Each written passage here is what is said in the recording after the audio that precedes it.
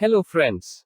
Welcome to Study Time. The British came to India in 1600 as traders in the form of I East India Company, which had the exclusive right of trading in India under a charter granted by Queen Elizabeth L.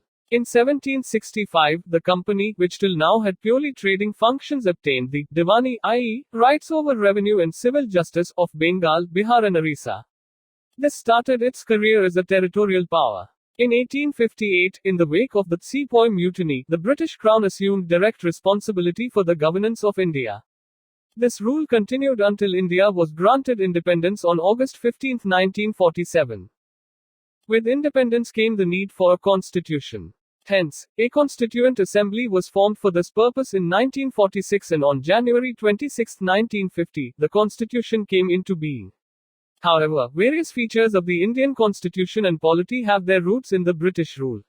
There were certain events in the British rule that laid down the legal framework for the organization and functioning of government and administration in British India.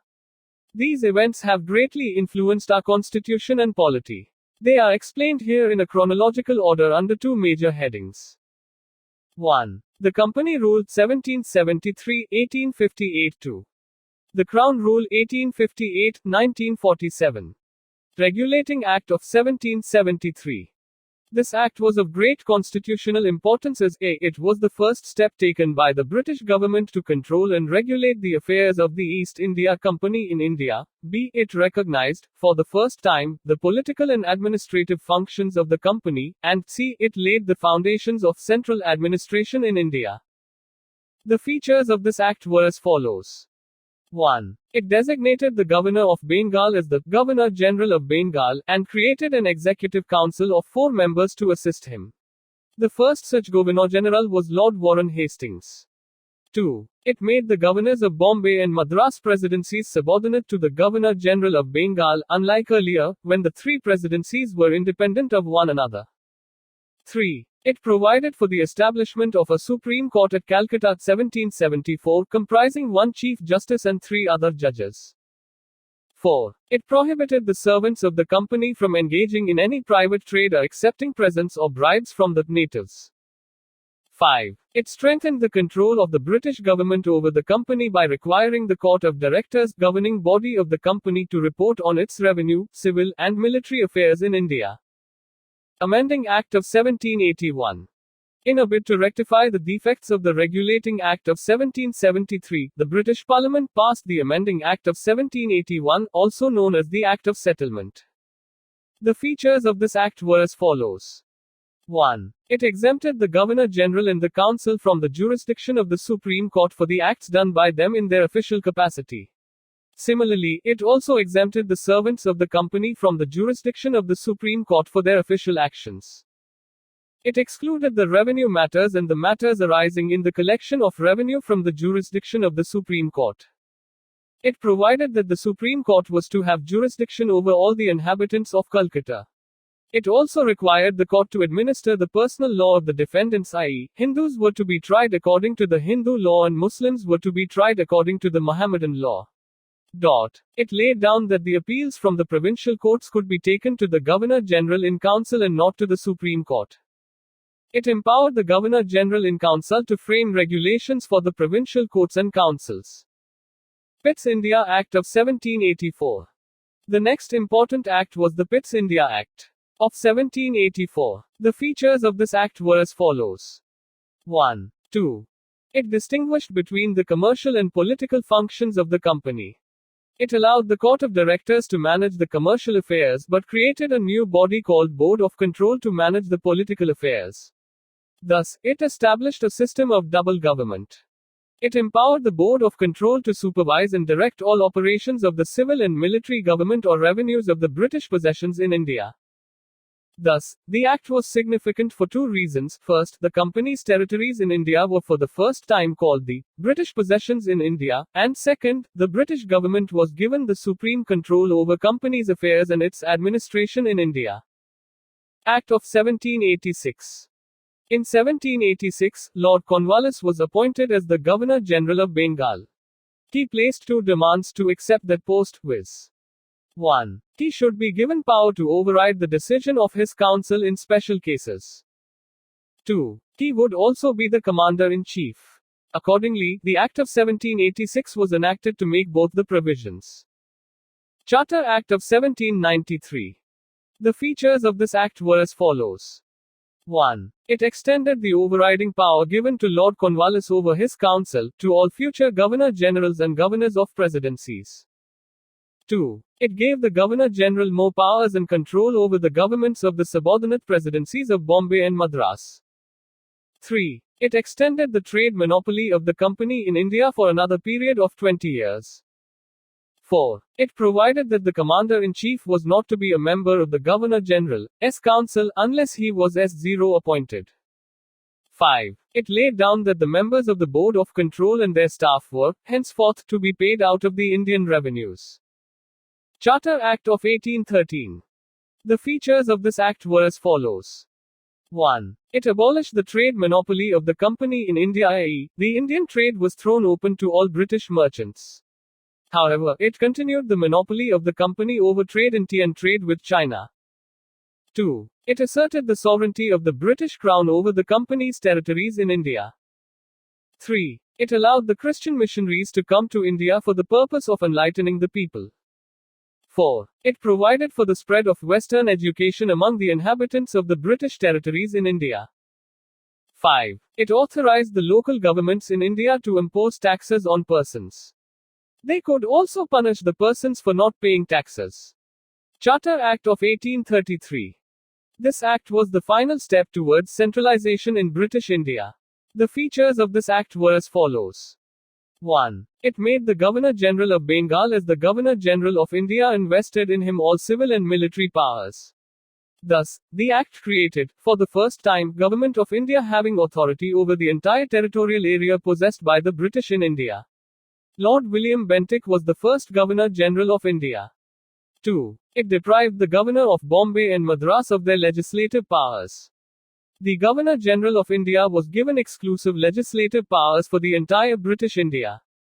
The laws made under the previous acts were called as regulations, while laws made under this act were called as acts.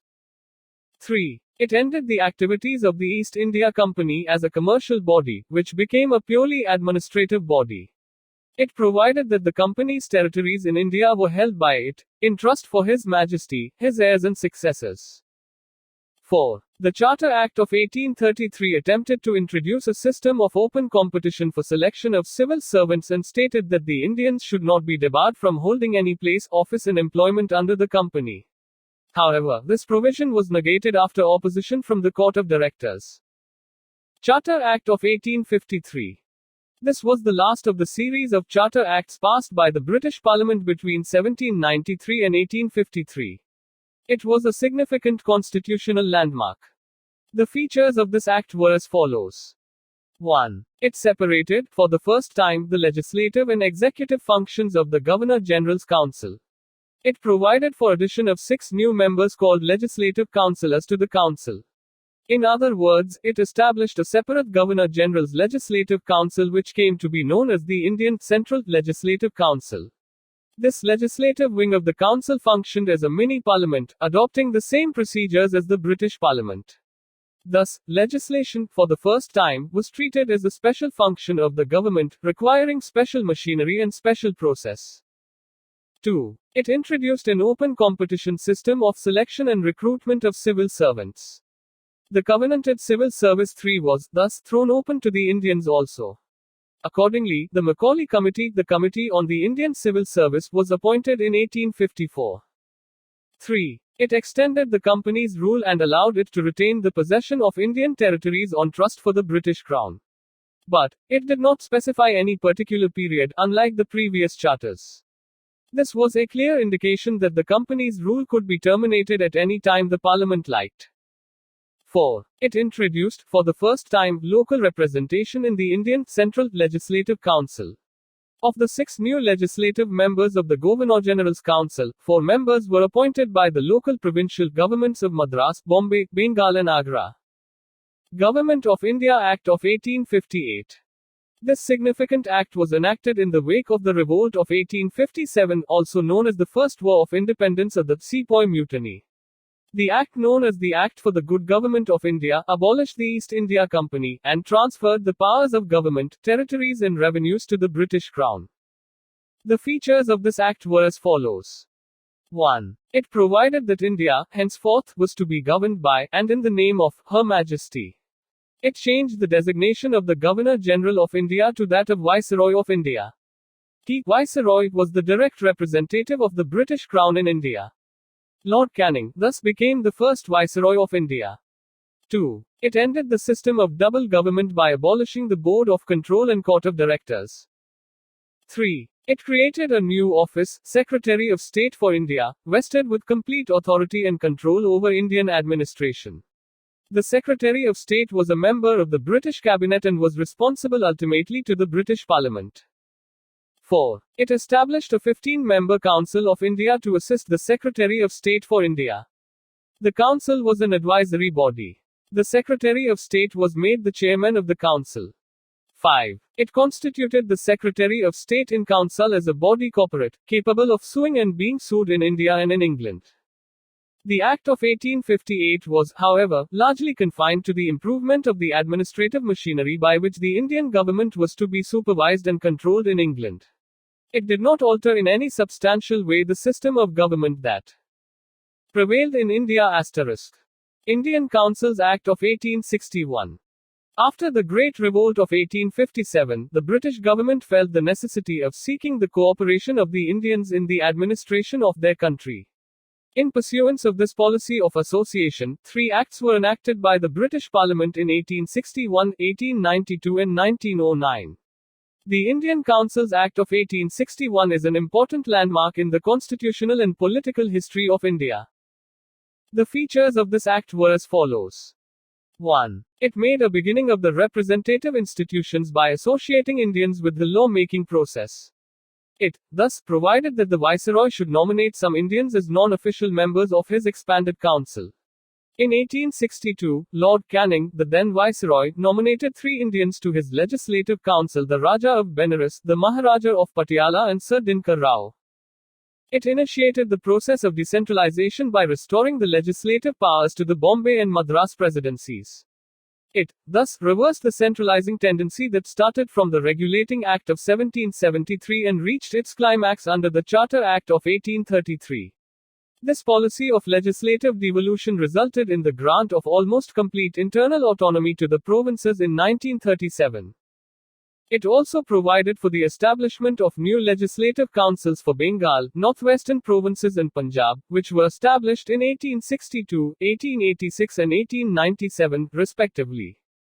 It empowered the Viceroy to make rules and orders for the more convenient transaction of business in the council. It also gave a recognition to the portfolio system introduced by Lord Canning in 1859. Under this, a member of the Viceroy's Council was made in charge of one or more departments of the government and was authorized to issue final orders on behalf of the Council on matters of his departments. It empowered the Viceroy to issue ordinances, without the concurrence of the Legislative Council, during an emergency. The life of such an ordinance was 6 months. Indian Councils Act of 1892. The features of this act were as follows. 1. It increased the number of additional non-official members in the central and provincial legislative councils, but maintained the official majority in them. 2. It increased the functions of legislative councils and gave them the power of discussing the budget and addressing questions to the executive. 3. It provided for the nomination of some non-official members of the Central Legislative Council by the Viceroy on the recommendation of the Provincial Legislative Councils and the Bengal Chamber of Commerce, and b. that of the Provincial Legislative Councils by the Governors on the recommendation of the district boards, municipalities, universities, trade associations, zamindars and chambers. The Act made a limited and indirect provision for the use of election in filling up some of the non-official seats both in the central and provincial legislative councils. The word election was, however, not used in the Act. The process was described as nomination made on the recommendation of certain bodies. Indian Councils Act of 1909. This act is also known as Morley-Minto reforms. Lord Morley was the then Secretary of State for India and Lord Minto was the then Viceroy of India. The features of this act were as follows. 1. It considerably increased the size of the legislative councils, both central and provincial. The number of members in the Central Legislative Council was raised from 16 to 60. The number of members in the provincial legislative councils was not uniform. 2. It retained official majority in the Central Legislative Council, but allowed the provincial legislative councils to have non-official majority. 3. It enlarged the deliberative functions of the legislative councils at both the levels. For example, members were allowed to ask supplementary questions, move resolutions on the budget, and so on. 4. It provided for the first time for the association of Indians with the executive councils of the Viceroy and governors. Satyendra Prasad Sinha became the first Indian to join the Viceroy's Executive Council. He was appointed as the law member. 5. It introduced a system of communal representation for Muslims by accepting the concept of separate electorate. Under this, the Muslim members were to be elected only by Muslim voters. Thus, the Act legalized communalism, and Lord Minto came to be known as the father of communal electorate. 6. It also provided for the separate representation of presidency corporations, chambers of commerce, universities, and zamindars. Government of India Act of 1919.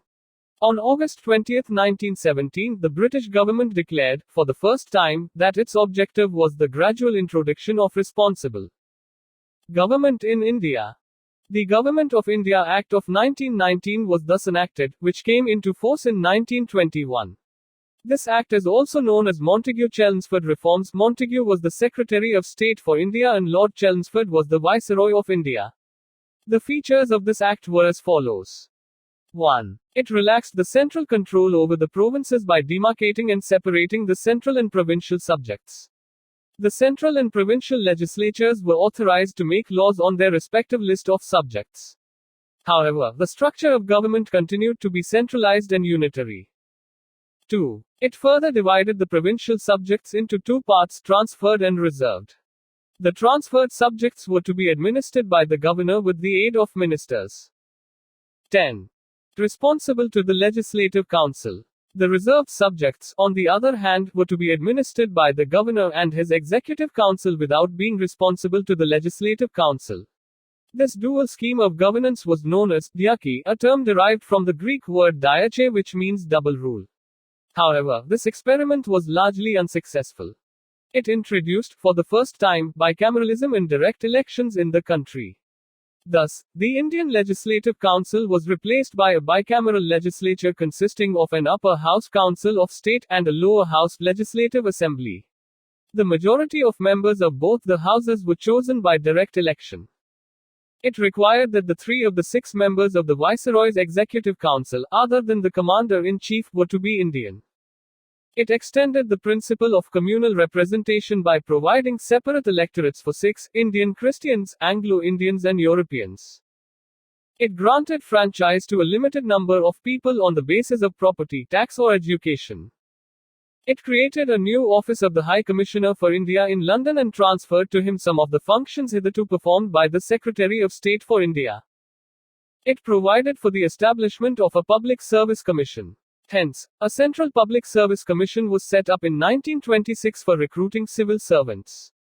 It separated, for the first time, provincial budgets from the central budget and authorized the provincial legislatures to enact their budgets. It provided for the appointment of a statutory commission to inquire into and report on its working after 10 years of its coming into force. Simon Commission. In November 1927 itself, i.e., 2 years before the schedule, the British government announced the appointment of a 7-member statutory commission under the chairmanship of Sir John Simon to report on the condition of India under its new constitution. All the members of the commission were British and hence, all the parties boycotted the commission.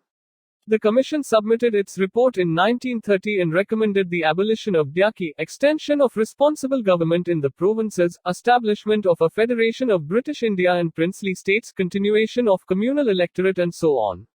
To consider the proposals of the commission, the British government convened 3 round-table conferences of the representatives of the British government, British India and Indian princely states.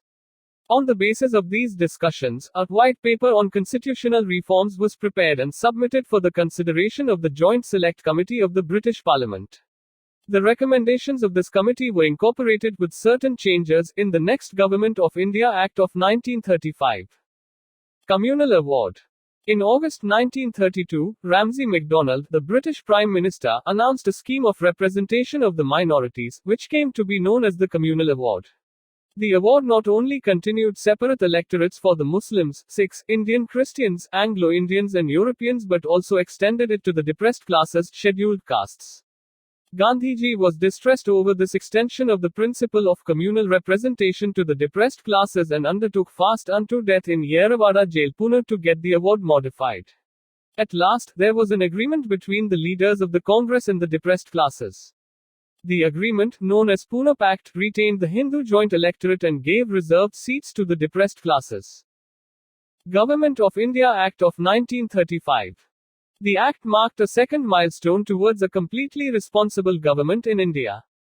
It was a lengthy and detailed document having 321 sections and 10 schedules. The features of this Act were as follows. It provided for the establishment of an all-India federation consisting of provinces and princely states as units. The Act divided the powers between the centre and units in terms of 3 lists: federal list for centre, with 59 items, provincial list for provinces, with 54 items, and the concurrent list for both, with 36 items. Residuary powers were given to the Viceroy. However, the federation never came into being as the princely states did not join it. It abolished Dyaki in the provinces and introduced provincial autonomy in its place. The provinces were allowed to act as autonomous units of administration in their defined spheres. Moreover, the Act introduced responsible governments in provinces, that is, the governor was required to act with the advice of ministers responsible to the provincial legislature. This came into effect in 1937 and was discontinued in 1939. It provided for the adoption of Dyaki at the centre. Consequently, the federal subjects were divided into reserved subjects and transferred subjects. However, this provision of the Act did not come into operation at all. It introduced bicameralism in 6 out of 11 provinces. Thus, the legislatures of Bengal, Bombay, Madras, Bihar, Assam and the United Provinces were made bicameral, consisting of a legislative council, upper house, and a legislative assembly, lower house. However, many restrictions were placed on them. It further extended the principle of communal representation by providing separate electorates for depressed classes, scheduled castes, women and labor workers. It abolished the Council of India, established by the Government of India Act of 1858. The Secretary of State for India was provided with a team of advisors. It extended franchise. About 10% of the total population got the voting right. It provided for the establishment of a Reserve Bank of India to control the currency and credit of the country. It provided for the establishment of not only a Federal Public Service Commission, but also a Provincial Public Service Commission and Joint Public Service Commission for 2 or more provinces. 10. It provided for the establishment of a Federal Court, which was set up in 1937. Indian Independence Act of 1947. On February 20, 1947, the British Prime Minister Clement Attlee declared that the British rule in India would end by June 30, 1948, after which the power would be transferred to responsible Indian hands. This announcement was followed by the agitation by the Muslim League demanding partition of the country. Again on June 3, 1947, the British government made it clear that any constitution framed by the Constituent Assembly of India, formed in 1946, cannot apply to those parts of the country which were unwilling to accept it. On the same day, June 3, 1947, Lord Mountbatten, the Viceroy of India, put forth the partition plan, known as the Mountbatten Plan. The plan was accepted by the Congress and the Muslim League. Immediate effect was given to the plan by enacting the Indian Independence Act, 1947. The features of this act were as follows. 1. It ended the British rule in India and declared India as an independent and sovereign state from August 15, 1947. 2. It provided for the partition of India and creation of 2 independent dominions of India and Pakistan with the right to secede from the British Commonwealth. 3. It abolished the office of Viceroy and provided, for each Dominion, a Governor-General, who was to be appointed by the British King on the advice of the Dominion Cabinet. His Majesty's government in Britain was to have no responsibility with respect to the government of India or Pakistan. 4. It empowered the constituent assemblies of the two dominions to frame and adopt any constitution for their respective nations and to repeal any act of the British Parliament, including the Independence Act itself. 5. It empowered the constituent assemblies of both the dominions to legislate for their respective territories till the 10, 11, 12, 13. New constitutions were drafted and enforced. No act of the British Parliament passed after August 15, 1947 was to extend to either of the new dominions unless it was extended thereto by a law of the legislature of the dominion. It abolished the office of the Secretary of State for India and transferred his functions to the Secretary of State for Commonwealth Affairs. It proclaimed the lapse of British paramountcy over the Indian princely states and treaty relations with tribal areas from August 15, 1947. It granted freedom to the Indian princely states either to join the Dominion of India or Dominion of Pakistan or to remain independent. It provided for the governance of each of the dominions and the provinces by the Government of India Act of 1935 till the new constitutions were framed. The dominions were however authorized to make modifications in the Act. It deprived the British monarch of his right to veto bills or ask for reservation of certain bills for his approval. But this right was reserved for the Governor-General. The Governor-General would have full power to assent to any bill in the name of His Majesty. It designated the Governor-General of India and the provincial governors as constitutional nominal heads of the states. They were made to act on the advice of the respective Council of Ministers in all matters. It dropped the title of Emperor of India from the royal titles of the King of England. It discontinued the appointment to civil services and reservation of posts by the Secretary of State for India. The members of the civil services appointed before August 15, 1947 would continue to enjoy all benefits that they were entitled to till that time. At the stroke of midnight of the 14th to the 15th of August 1947, the British rule came to an end and power was transferred to the two new independent dominions of India and Pakistan. Lord Mountbatten became the first Governor-General of the new Dominion of India. He swore in Jawaharlal Nehru as the first Prime Minister of independent India. The Constituent Assembly of India formed in 1946 became the Parliament of the Indian Dominion. Table 1.1 Interim Government 1946. SI. Members' portfolios held. No. 1. Jawaharlal Nehru Vice President of the Council, External Affairs and Commonwealth Relations.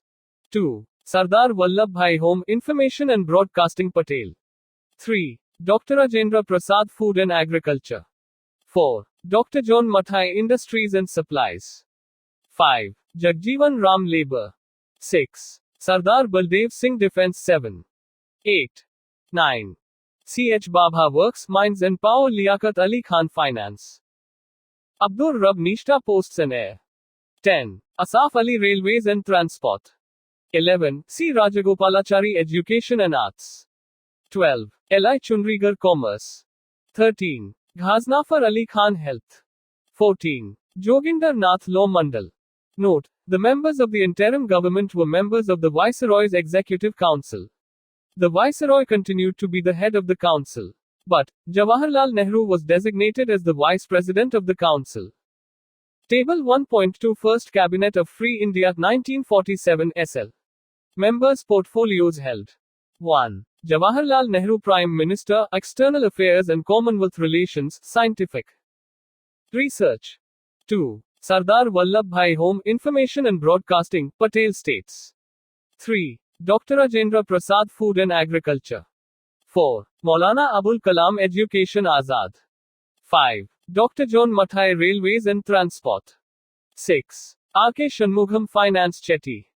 7. Dr. B.R. Ambedkar Law. 8. Jagjeevan Ram Labor. 9. Sardar Baldev Singh Defense. 10. Rajkumari Amrit Health Corps. 11. C.H. Babha Commerce. 12. Rafi Ahmad Kidwai Communication. 13. Dr. Shahima Prasad Industries and Supplies Mukherjee. 14. V. N. Gadgil Works, Mines and Power.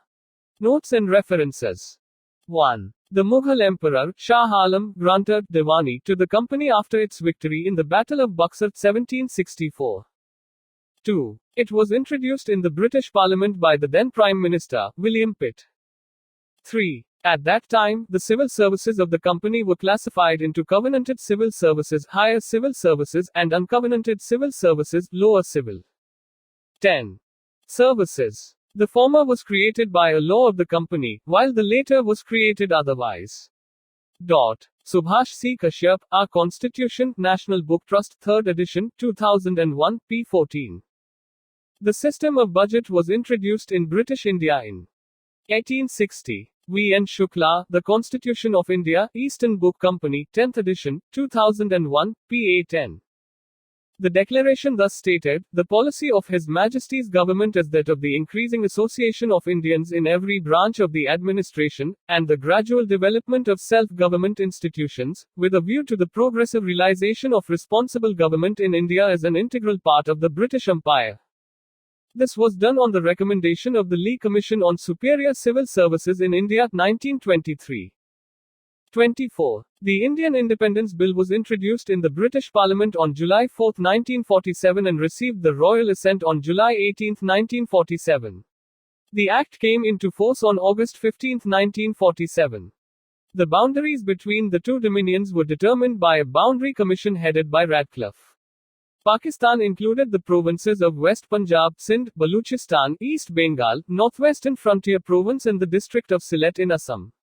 The referendum in the Northwestern Frontier Province in Sylhet was in favor of Pakistan. The end. Thank you for listening. Please like, share, comment and subscribe.